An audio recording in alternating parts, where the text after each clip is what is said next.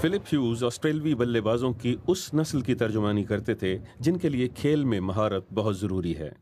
New south Wales से ताल्लुक़ रखने वाले फिलिप मैदान से बाहर खामोश तबा, लेकिन मैदान में एक फाइटर थे। ह्यूज के स्ट्रोक्स हमेशा दिलकश नहीं होते थे, लेकिन वो एक बाहिम्मत क्रिकेटर थे।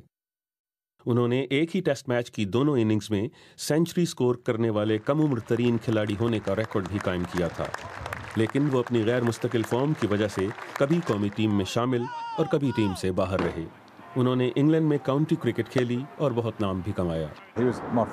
मिडलसेक्स की मैनेजिंग डायरेक्टर की हैसियत से मैंने सबसे पहले इन्हें साइन किया था। वो अपने हल्का एहबाब में बहुत मारूफ, तवानाई से भरपूर और इनमें शरारत भी थी और एक ज़बरदस्त खिलाड़ी थे।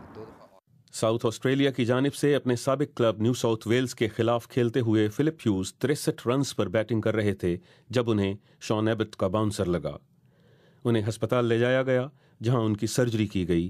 2 दिन तक बेहोश रहे और जाँ बर ना हो सके।